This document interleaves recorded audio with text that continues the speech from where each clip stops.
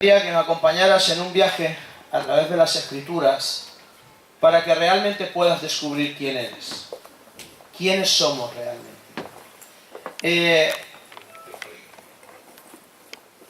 ¿Por qué? Porque mira, Dios está más interesado en lo que eres que en lo que haces. Está más interesado en lo que eres que en lo que dices. O sea, a Dios no le importa todas las cosas buenas que puedas hacer. A Dios no le importa que seas una buena persona. Eso no es importante. A Dios lo que le importa es quién eres. ¿Y sabes lo que define quiénes somos? Nuestro corazón. Nuestro corazón define quiénes somos. ¿Por qué? Porque dice que de la abundancia del corazón habla la boca. Tú no puedes hablar bien siendo un mal pensado. No puedes hablar palabras dulces cuando eres una persona llena de odio. Es imposible. La Biblia nos dice que engañosos son los deseos del corazón. Yo hay muchas veces que digo, es que esto lo hago de corazón. Cuidado. Cuidado, porque a lo mejor no es la mejor forma de expresarlo. Porque a veces el corazón te engaña. Por eso la Biblia nos enseña a descubrir nuestro corazón, a descubrir verdaderamente qué nos motiva a hacer las cosas. Y en esta mañana me gustaría que habláramos de eso, de las pretensiones que realmente tengamos. Mira, aquello que sea importante para ti es a lo que dedicarás tiempo. Aquello que sea importante para tu vida es lo que vas a construir. Hace tiempo escuchamos una frase muy cierta que decía que el hombre construye lo que su corazón desea.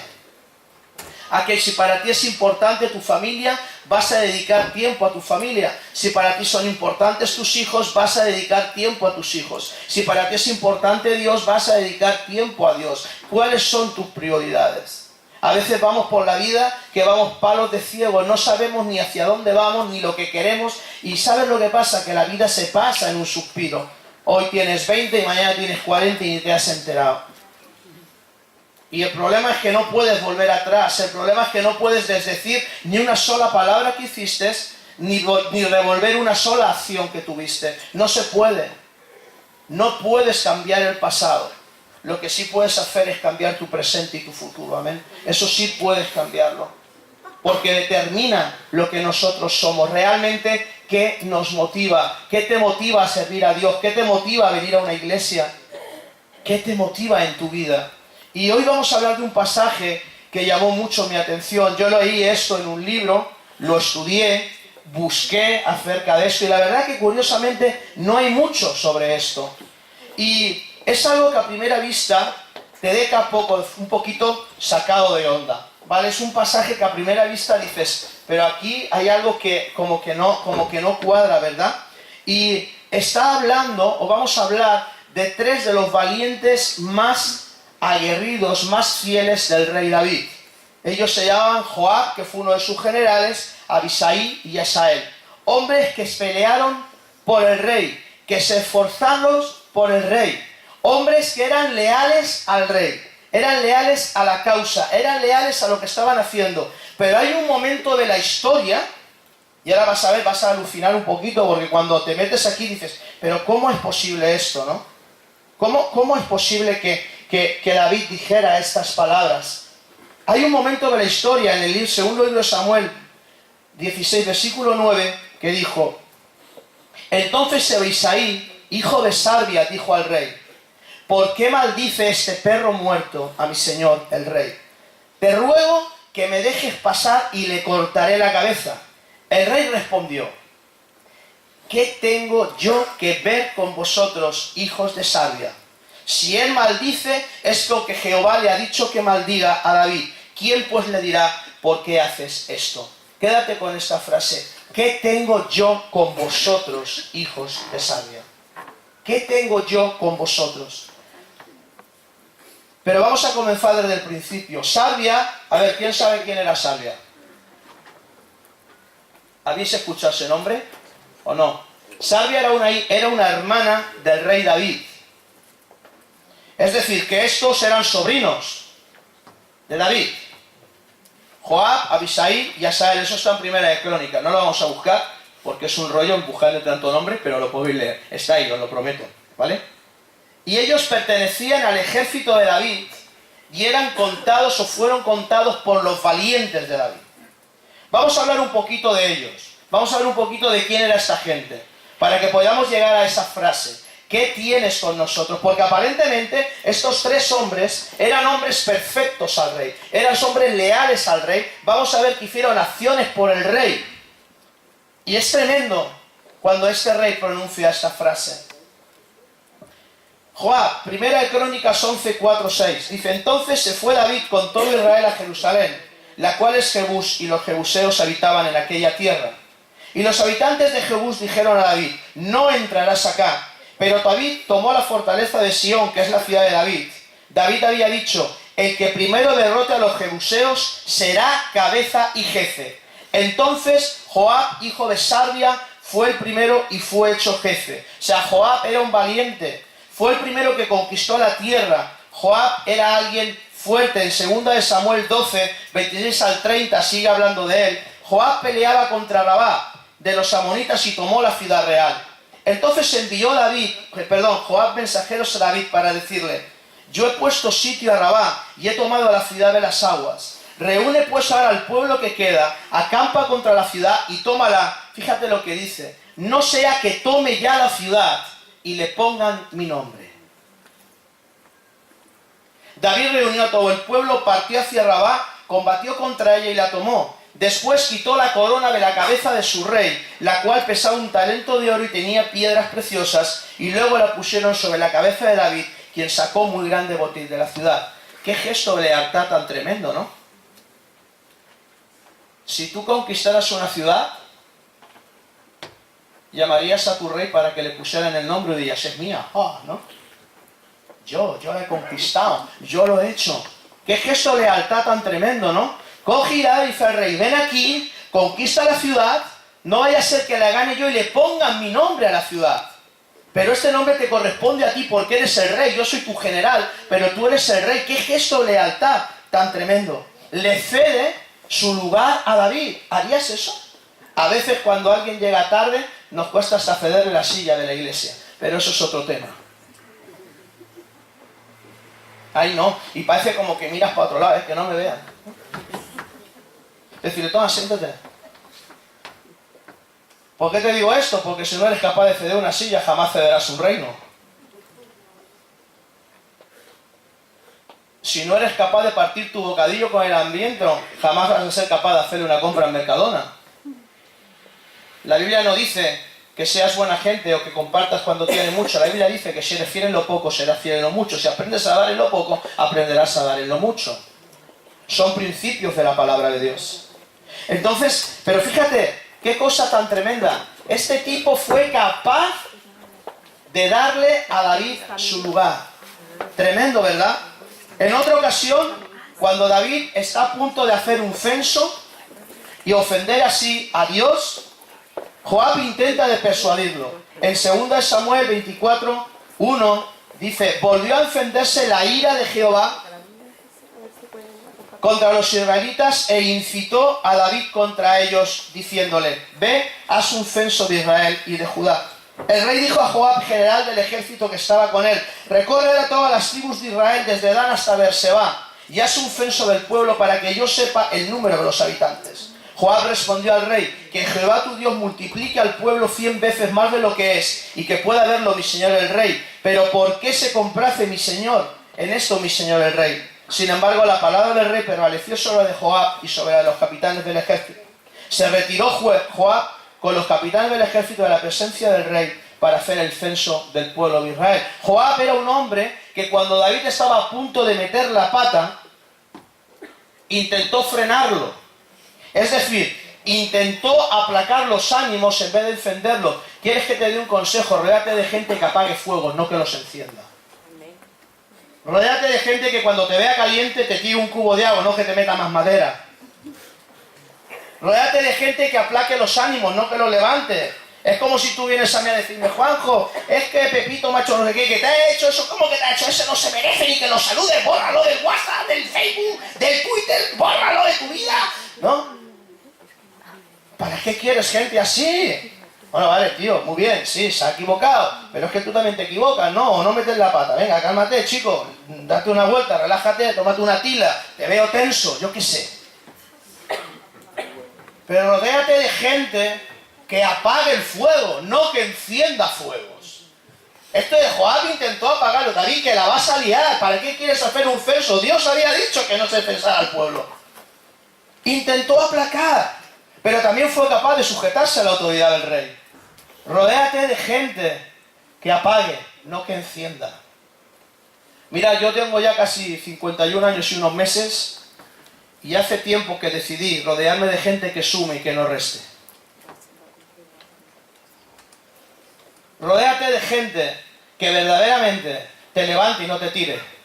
Si eres una persona que te rodeas de gente negativa, acabarás siendo una persona negativa. Si eres una persona que te rodeas de gente positiva, empezarás a ver las cosas positivas de la vida.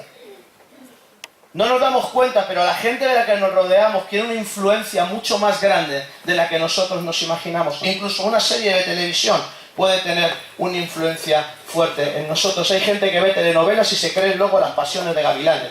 Yo es la única que me conozco. Y van como la vida como si fueran gavilanas, ¿no? Y son más de Benimaclet, que vamos, más de barrio, que, ¿no? Y se creen la última Coca-Cola porque ven la serie, ¿no?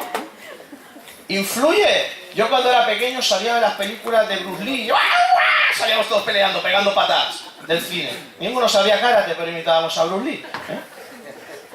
Influencia. Rodéate de gente que apague, no de gente que encienda. Rodéate de gente que sume, no de gente que resta. Rodéate de gente que te impulse, no de gente que te frene. Ya te va a frenar bastante la vida y los problemas de cada día, como para que encima lleves un lastre encima. Cambia tu forma de pensar y cambiará tu forma de vivir. Cambia la manera de pensar y va a cambiar la manera de actuar. Joab era leal. Aquí vemos a Joab intentando aplacar. Por lo tanto, Joab era un hombre que también se preocupaba por el reino. Era valiente, era leal, se preocupaba por el reino. Mi pregunta es, si Joab era valiente, era leal y se preocupaba por el reino, ¿qué le llevó a David decir, ¿qué tienes conmigo, hijo de Sarvia? Eres duro.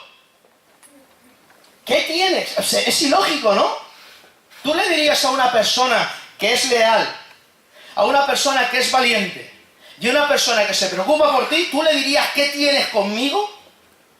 ¿Qué tengo que ver yo contigo? Yo creo que yo no se lo diría, ¿no? ¿O sí? ¿O tú lo harías? Parece ilógico, pero ahora vamos a ver por qué. Vamos a ver a Abisai, este es el segundo.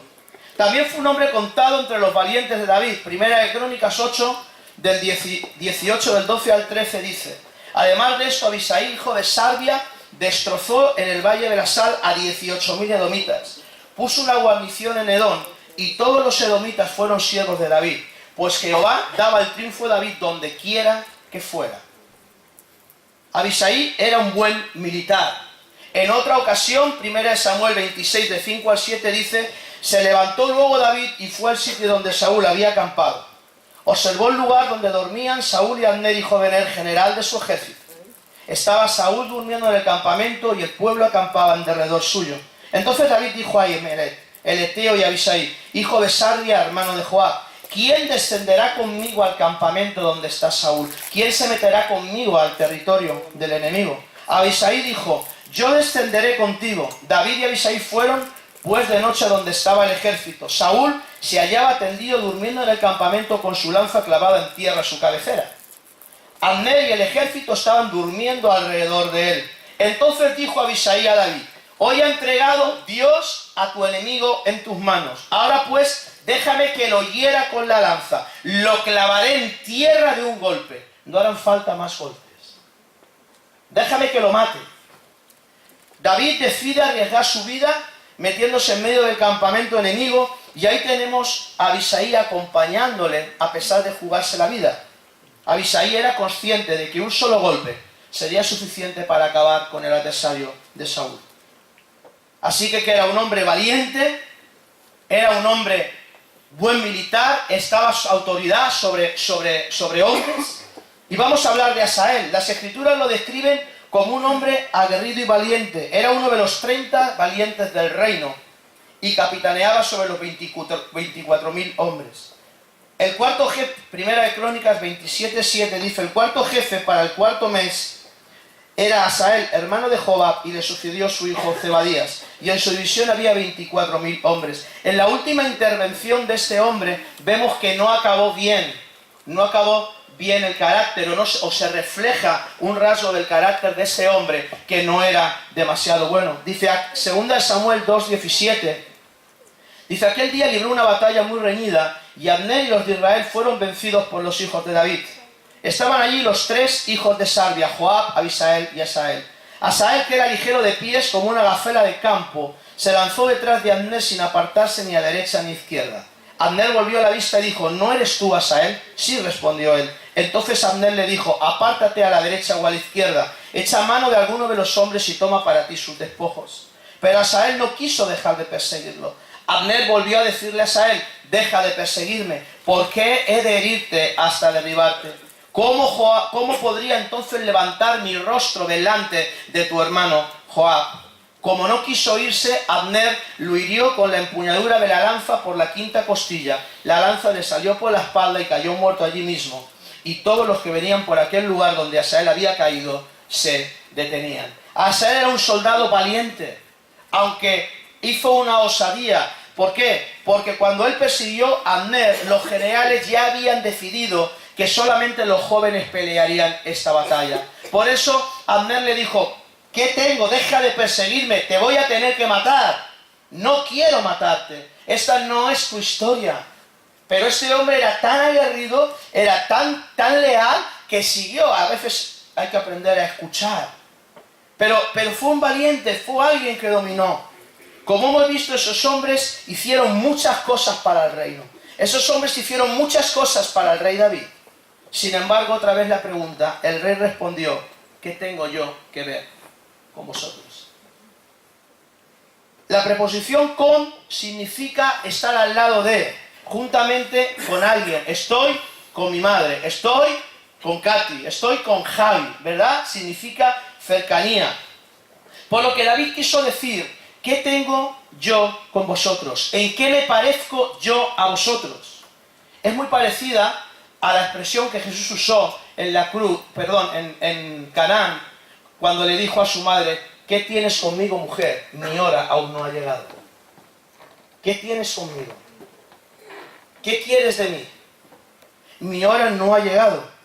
La gran enseñanza aquí es que Joab, Abisael y Asael eran parientes del rey. Conquistaron reinos para el rey. Eran celosos de las cosas del rey, pero no tenían el corazón ni el espíritu del rey. No tenían ni el corazón ni el espíritu del rey. De la misma manera, podemos estar haciendo muchas cosas para Dios. Podemos servir a Dios. Podemos conocernos la Biblia de cabo a rabo.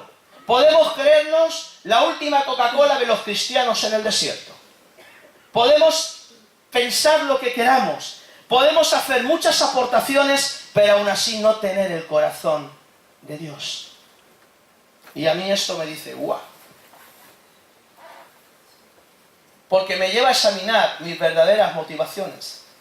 Me lleva a examinar verdaderamente quién soy y qué es lo que quiero. Ha habido hombres que han hecho muchas cosas para Dios, que se han esforzado, han hecho cosas que ni Dios se las han pedido, pero ellos son tan buenos que las han hecho. Ni Dios les ha pedido, pero ellos lo han hecho aún así.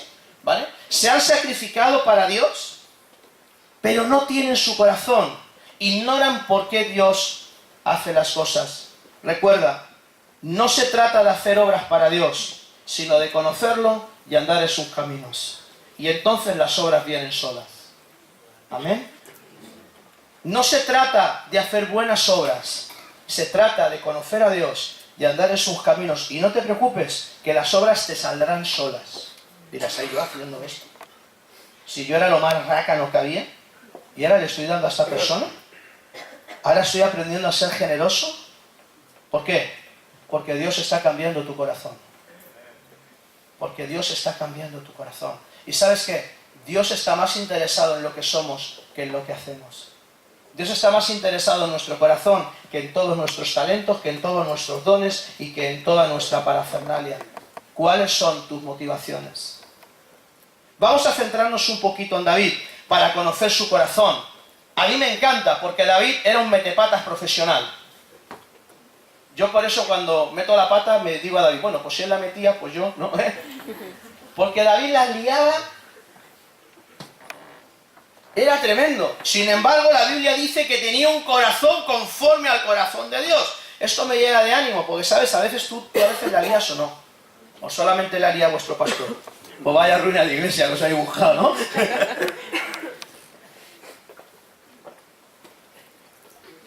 Todos nos equivocamos, todos pecamos, todos hacemos mal las cosas en algún momento de nuestra vida. Pero si entendemos y tenemos el corazón de Dios, vamos a volver a Dios. Algo que me encanta de David es que cada vez que era reprendido por las acciones que hacía, no buscaba justificación, inmediatamente se arrepentía. No necesitabas convencerlo, no necesitabas darle una clase teológica de por qué la había liado. Simplemente le decías David tal y él automáticamente volvía su corazón y su rostro a Dios. Y eso es algo que tenemos que aprender. Abner, quien mató a Saúl, tuvo un problema con su rey. Y fue donde estaba David para hablar con él. Pero mientras pasaba esto, Joab no estaba en el campamento. Y cuando Joab vuelve, esto está en 2 Samuel 3, no lo vamos a leer porque está del 8 al 39, es mucho. Pero cuando Joab vuelve, se enoja muchísimo. Hasta ese momento Joab pudo haber reaccionado bien avisando a David. Pero, ¿crees que este fue el verdadero motivo? Una vez que se enteró que Abner había estado en el campamento, lo llamó, lo mandó a alcanzar y cuando estaba con él, lo mató. ¿Crees que esta acción que hizo Joab era para mantener el reino? ¿Piensas que fue por eso? ¿Piensas que fue por eliminar a un enemigo? No. ¿Sabes por qué lo mató? Por venganza, porque había matado a su hermano. Simplemente. David lloró esa muerte. Aquí empiezas a ver el corazón de David. David lloró la muerte de su enemigo. 2 Samuel 3:31 dice: Después dijo David a Joab y a todo el pueblo que estaba con él: Rasgad vuestros vestidos, ceñidos de ropas ásperas y haced duelo delante de Abner. Y el rey David iba detrás del féretro. Cuando sepultaron a Abner en Hebrón, alzando la voz, el rey lloró junto a su sepulcro a Abner, y lloró también todo el pueblo. Entonces el rey entonó este lamento por Abner: Había de morir Abner como muere un villano. Tus manos no estaban atadas, ni tus pies sujetos con grillos. Caíste como los que caen ante malhechores. Y todo el pueblo volvió a llorar por él. Entonces todo el pueblo vino a persuadir a David para que comiera antes que acabara el día. Pero David juró diciendo: Traiga Dios sobre mí el peor de los castigos, si antes que se ponga el sol pruebo yo pan o cualquier otra cosa. Todo el pueblo lo supo y le agradó, pues todo lo que hacía el rey agradaba a todo el pueblo. Y supo aquel día todo el pueblo y todo Israel que el rey no había tenido participación en la muerte de Abner, hijo de Ner. El pueblo se da cuenta de que David no había tenido nada más que ver en esto. Y encima él dice algo: aunque ungido rey, me siento débil hoy. Pero estos hombres, los hijos de Sarvia, son más duros que yo. Que Jehová les pague el mal conforme a su maldad. 2 Samuel 3:39. Qué expresión tan tremenda, ¿verdad? Duros. Y esa palabra se traduce en la Biblia como cruel, insensible, terco, y es una característica mala. ¿Sabes qué? Yo no andaría con alguien que no tiene piedad, porque nada me garantiza que la va a poder tener conmigo. Yo no andaría con alguien que es incapaz de perdonar, porque entonces cuando se la líe, una y no más. Yo no me rodearía de gente insensible, porque eso no significa que vayan a ser sensibles a mi necesidad. ¿Verdad? ¿O tú lo harías? Yo no. Mira, yo he sido una persona muy dura. Y he sido una persona muy dura en el ministerio. He sido alguien inflexible. He sido alguien que me marcaron a quien a hierro mata, a hierro muere. Es alguien al que enseñaron ser disciplinado, pero se le olvidaron de enseñarle ser misericordioso. He sido alguien que he juzgado los pecados de los demás sin juzgar los míos propios. He sido alguien que esto es lo que hay, y esto es lo que hay, y esto es lo que hay. Pero ¿sabes qué?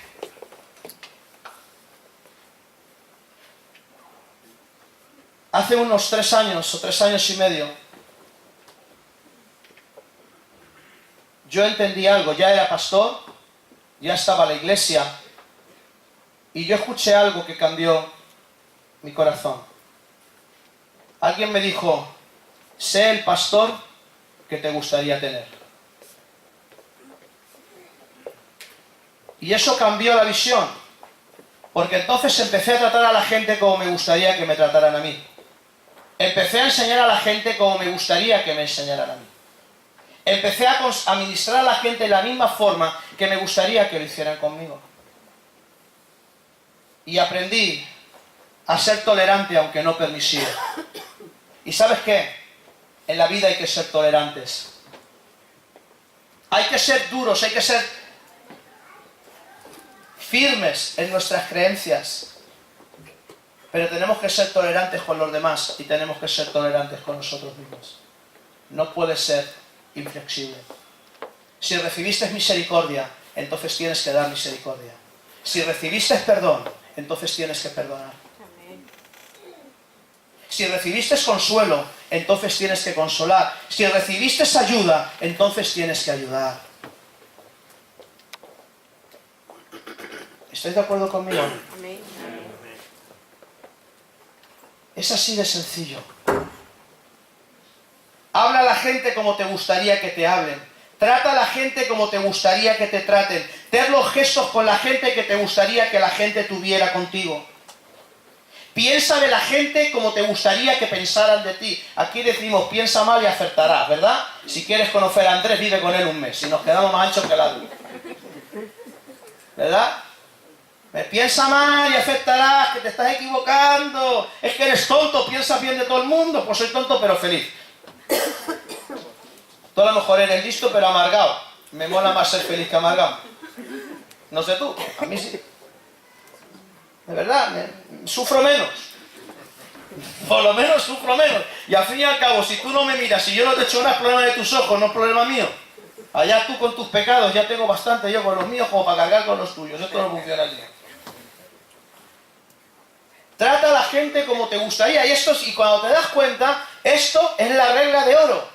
Amarás al prójimo como a ti mismo. Tú te amas, ama a los demás. El problema es si no te amas a ti. Para eso está Dios. Para enseñarte. Pero ¿sabes qué? En la vida tenemos que ser... Yo tengo muy claro mis principios, pero tengo que entender que la gente se equivoca. ¿Tú crees que la gente se equivoca o no? ¿Sí? Entonces, ¿por qué te mosqueas cuando lo hacen?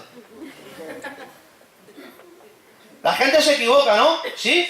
¿Sí o no? Ah, qué burros que son, ¿no? ¿Y tú te equivocas?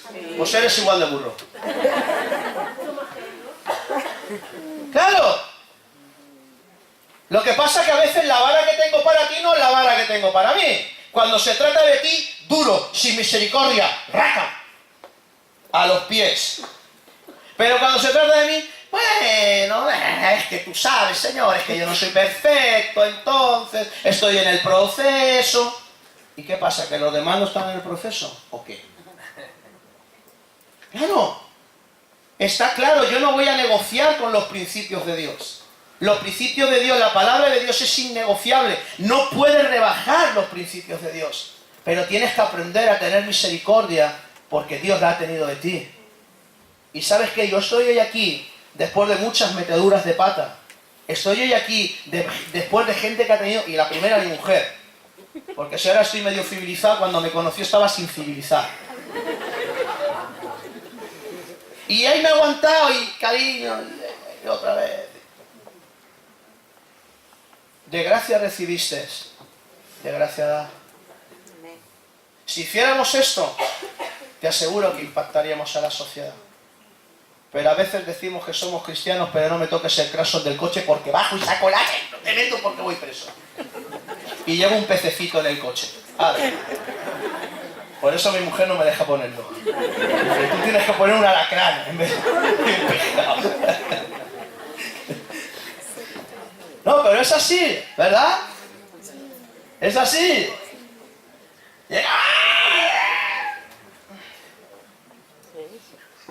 Solo porque... ¿Sabéis lo que me pasó a mí una vez? Esto fue tremendo. Llegaba un tío detrás de mí, no iba con nada en el coche, menos mal que iba con ella. Y el tío, pi, ¿no? Y yo, ¿pero qué le pasa a este? Yo todo mosqueado, ¿no? ¿Y será posible? Y el tío, pero por todo venir McLean, pi, ¿no? Y yo, pero Ana, ¿pero y este qué quiere, no? O sea, ya está. Molesto, ¿no? O sea, pi, ¿no? Y yo, es que no sé, yo no sé qué le pasa, ¿no? Ya empezaba a mosquearme, ¿no? Y cuando o sea, ya iba a bajar, decir, no sé, qué, ¿no? Y veo que el hombre se acerca a la batería y me dice, es que llevas la puerta abierta.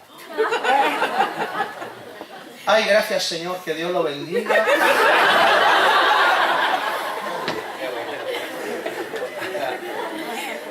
Encima,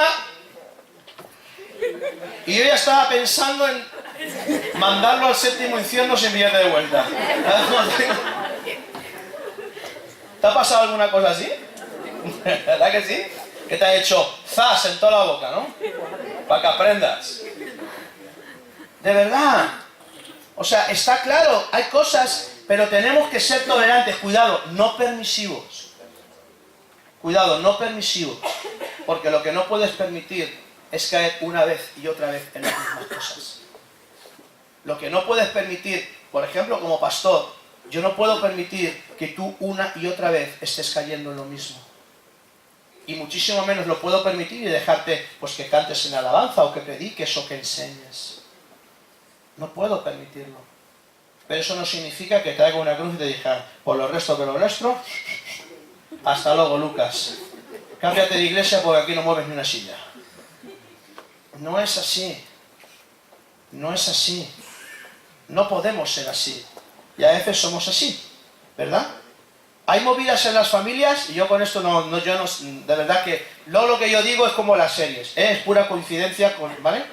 Yo lo que digo es como eso que ponen las películas, cualquier parecido con realidad es fruto, Pues exacto, yo cuando predico es lo mismo, Mira, hay movidas en las familias que hay sobrinos, o hay hijos de los sobrinos que no conocen a los tíos porque los tíos tuvieron una movida con los abuelos de los padres y han sembrado, y por generaciones enteras, y tú le preguntas, ¿y por qué? Y yo qué sé, yo no sé ni lo que pasó. ¿Verdad? Pero luego somos cristianos. ¿Y dónde está aquello de que no guardarás nada en tu corazón? Es tremendo. Somos así. Somos duros muchas veces. Pero cuando se trata de nosotros, ¿verdad?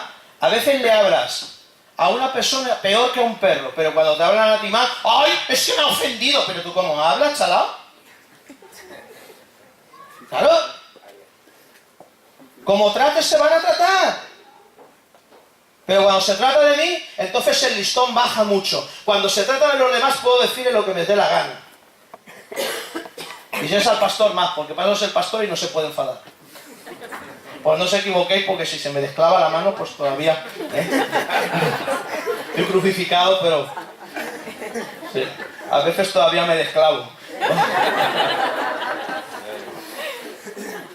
Y os puedo decir algo que no debería de decir, ¿no? Entonces, cuidado con esto. Aprendamos a ser duros, firmes, pero flexibles. Entendiendo que a mí me ha costado mucho llegar a donde estoy y no puedo exigirle. Es como estos que van orando por ahí, ¿no? Y pretenden tener en 10 minutos, pretenden que alguien ore por ellos y tener en 10 segundos lo que a ese hombre le ha costado 20 años conseguir. Y esto no funciona así. Esto no funciona así. Entonces, si cometes errores, sé un poquito tolerante con los que también los cometen. No negocies con lo que no tienes que negociar. La palabra de Dios es innegociable. Los principios de Dios son innegociables. Es lo que hay y es lo que hay. Pero Jesús era misericordioso. Jesús era duro con los que tenía que ser duro, pero aún así siempre abría una puerta al perdón. De hecho, Joab, fíjate, de hecho Joab acaba matando, entre comillas, unas comillas muy grandes, por el celo a Absalón, el mismo hijo de David. Y digo entre comillas, porque ¿sabes por qué lo mató? No lo mató por celos, no lo mató porque persiguiera a su padre, no. Lo mató porque él conocía el corazón de David y decía, uy, este gamba es capaz de perdonar a su hijo y quitarme el puesto. Por eso mató a Absalón.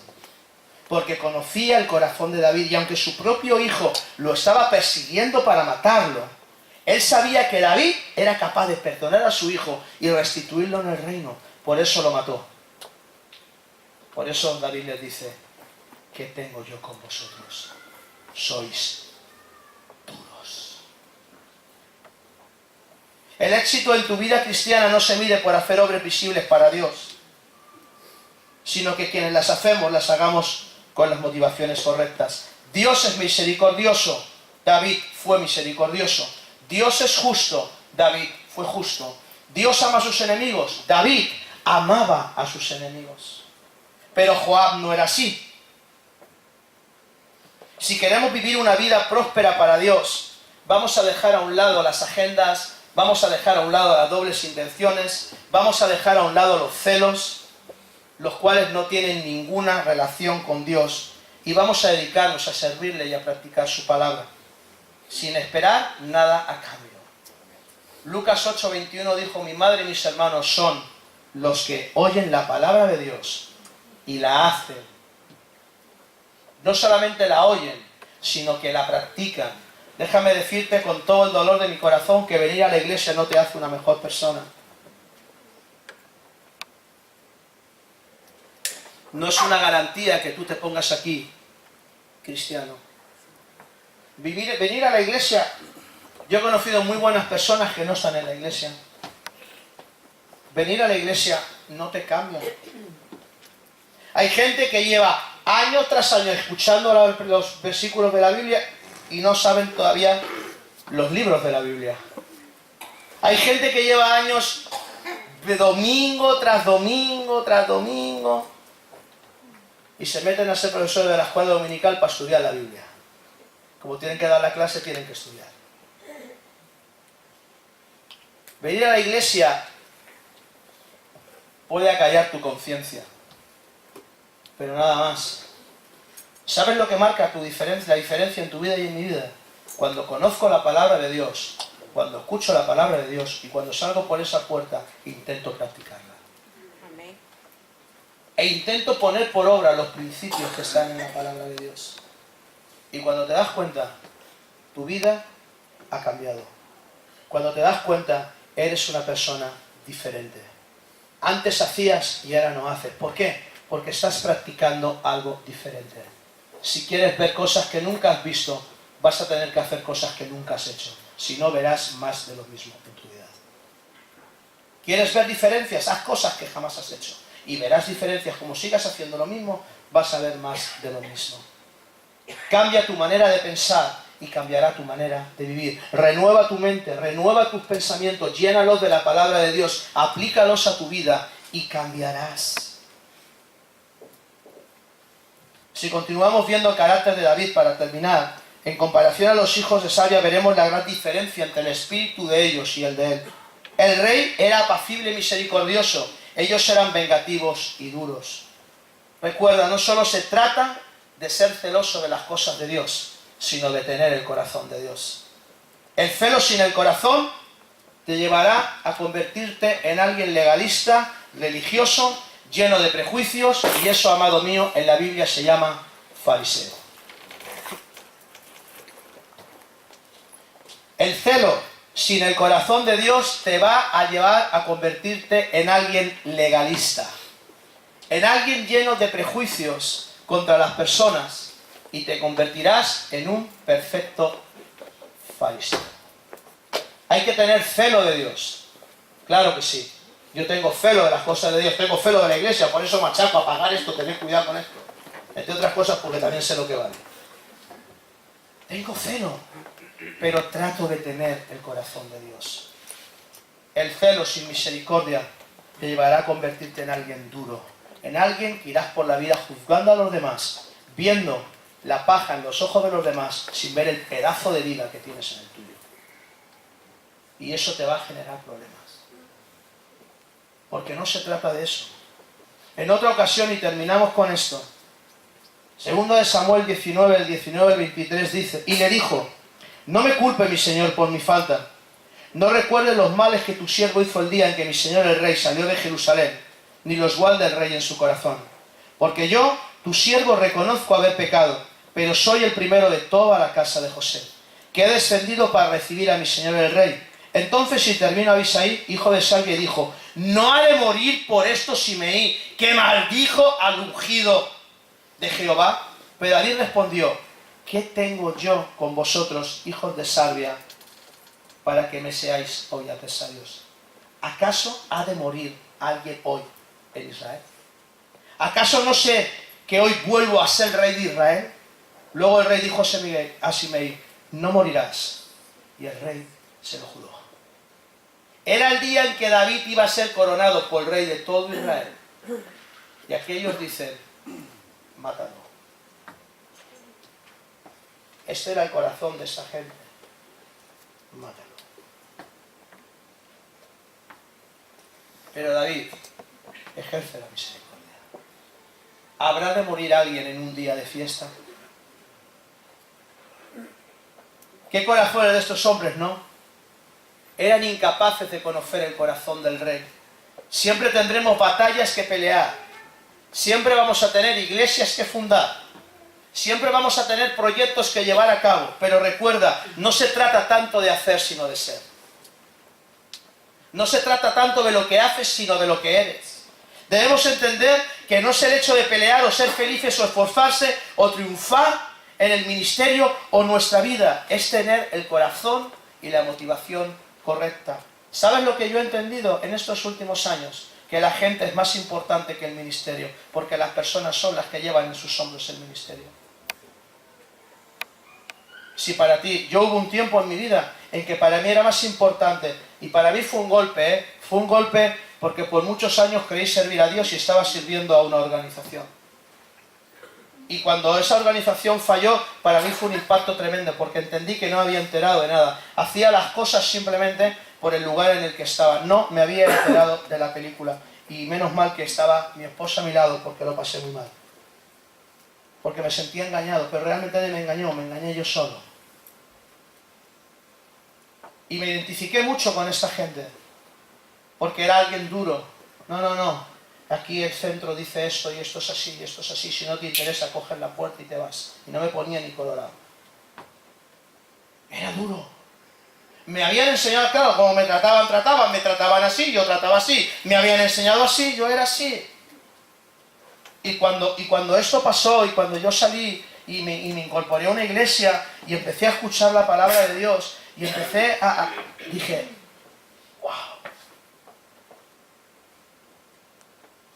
No he entendido nada. ¿Sabes qué?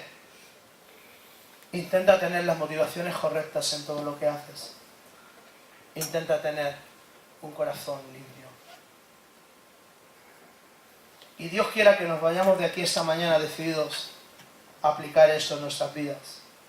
No se trata de hacer cosas, sino de hacerlas con la motivación correcta. Se trata de hacer cosas para Dios, pero conociéndolo y andando en sus caminos. No solo hay que tener celo de Dios, sino también su corazón, porque si no, en vez de edificar vidas, destruirás vidas. Y para mí el más importante, que engloba a todos los anteriores, no se trata de hacer, sino de ser. ¿Quién eres tú? ¿Quién soy yo? Cuando nadie me ve. ¿Qué pensamientos tengo yo? ¿Qué motivaciones tengo yo? ¿Qué me impulsa a levantarme cada mañana? Oráis y no recibís porque pedís mal. ¿Cuáles son tus motivaciones al orar? Hay gente que se levanta y se pone en pie y ora, ¿no? Yo recuerdo que cuando me convertí, escuchaba a gente orar y se me quitaban las ganas de orar, de verdad. Porque yo casi con trabajo articulaba 5 palabras seguidas. O sea, para mí esto de, Señor, gracias, échame una mano, para mí ya era un pedazo de oración. Y de repente había gente, oh amantísimo Señor de los ejércitos especiales, tú que habitas en las alturas y que eres la mano. Yo los miraba y decía, ay Dios, en serio, a mí me intimidaban, me daban miedo. Uy, qué conocimiento tiene esta gente. Un día entendí que Dios dice, a que me iba, yo no lo echo fuera, ve a Dios como sepas, aunque sea una palabreja, no importa, pero dale a Dios lo mejor de ti. ¿Cuáles son tus motivaciones al diezmar o al servir al Señor? ¿Tú para qué diezmas? ¿Para que Dios te dé? Te estás equivocando. Tienes que diezmar por agradecimiento a Dios, porque entiendes que todo lo que tienes es lo que Dios te ha dado. Luego la recompensa viene sola, porque eso es una promesa de la palabra de Dios. Pero ¿cuál es tu motivación? Si yo ahora, por ejemplo, voy a Silvana y le doy una ofrenda de 50 euros, Silvanilla, qué feliz, Estoy suponiendo, A ver si luego... Un día les dije que les iba a dar pizza y llevan 3 meses dándome la vara con las pizzas.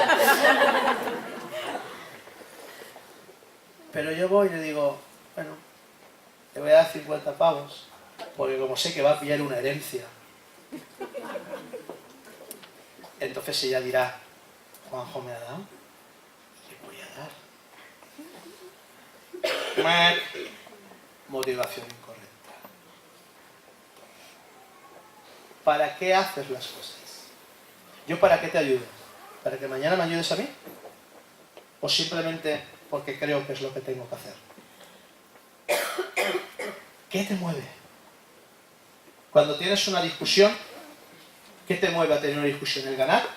Hay gente que siempre discute para ganar y eso les da autoestima. Realmente al final acabarán más solos que la una porque no se aguantarán ni ellos mismos. ¿Tú cuando discutes para qué es? ¿Para aprender o para ganar? ¿Cuánto tiempo pasas con Dios? ¿Cuánto tiempo lees tu Biblia? ¿Cuánto tiempo oras? No, pastor, yo voy todos los viernes y todos los domingos. ¿Cuánto tiempo lees la Biblia? ¿Cuánto tiempo oras? Es imposible conocer a alguien si no pasas tiempo con él. Si no pasas tiempo con Dios, no vas a conocer nunca a Dios, porque Dios habla en la intimidad. Recuerda esto, queridos. Dios está más interesado en lo que somos que en lo que hacemos. Porque si nuestro corazón es bueno, nuestros frutos van a ser buenos. Si nuestro corazón es malo, puede que por un tiempo permanezcamos en las penumbras. Y puede que hasta engañemos, pero bajo determinada circunstancia va a salir lo que eres. Porque siempre sale lo que somos. No hay nada oculto que no haya de ser manifestado. Así que examina tu corazón, examina tus motivaciones, examina por qué haces las cosas. Cuando castigas a tu hijo, ¿por qué lo castigas? ¿Porque te está cortando el rollo o porque está haciendo algo malo? Examina. Y cuando tengas que disciplinar, porque Dios al que ama disciplina, hablábamos de eso la semana pasada, ¿verdad? Dios al que ama disciplina. Si eres un hijo de Dios, Dios te va a disciplinar, pero disciplina como Dios, con misericordia, con amor. Y la meta de la disciplina es corregir, es restaurar, nunca es condenar, nunca es desechar, es levantar, es restaurar, es restituir. Esa es la meta de la disciplina. Si tú disciplinas a alguien, disciplinas a tu hijo, esfuérzate porque tu hijo entienda por qué lo estás disciplinando. Porque si no, lo va a volver a hacer. Que entienda la razón por la que le has dicho hoy te quito el móvil un mes. Porque si no te va a odiar. Pero no va a entender. Y por supuesto darle alternativas para que no se pase todo el día con el móvil. Eso implica, juega un poquito con él, vete a pasear, yo qué sé, haz algo con él, llévalo al Telepizza, lo que quieras. Pero debemos de entenderlo. A mí me han disciplinado muchas veces, a mí me metían... Bueno, el primer año de mi centro de rehabilitación era íntimo amigo de la pila. Me conocía hasta la vajilla por nombre. Porque allí cada vez que... a fregar. Claro, no era fregar mientras que todos veían la tele. Ahí se veía solamente los teles los sábados. Si la liabas, ya no veías tele hasta que dejabas de liarla. Imagínate, meses enteros sin ver televisión. Porque yo cuando todos veían de la tele, como la había liado, pues yo no entendía nada. Y claro, siempre estaba de inquilino en la Playground, siempre. Mi nombre estaba en las primeras listas. Hasta que alguien me dijo, pero tío, tú no entiendes que si no cambias el punto, ese es tu destino. Y empezó a trabajar conmigo. Y empezó a explicarme cosas. Y luego el que metía los platos era yo. Las tornas cambiaron. Pero debemos de entender esto. Esfuérzate por ser lo que la palabra de Dios dice que tienes que ser. Porque Dios está más interesado en lo que eres, que en lo que haces, que en lo que das, que en lo que hablas, que en lo que consigues. ¿Quién eres tú? Cambia tu corazón y cambiará tu entorno. Cambia tu forma de pensar y cambiará tu forma de vivir. Cambia tus acciones. Si no te gusta lo que estás recogiendo, analiza lo que estás sembrando. Cambia. Y ten un corazón conforme al corazón de Dios. Estricto. Jesús era estricto. Jesús era duro con la enseñanza, pero tenía misericordia. Tenía perdón. No desechaba a la gente. Trabajaba con la gente. Era capaz de escuchar. Aprendamos y podamos decir que lleguemos a tener el corazón de Dios. Amén. Pues nos ponemos en pie en esta mañana y vamos a orar.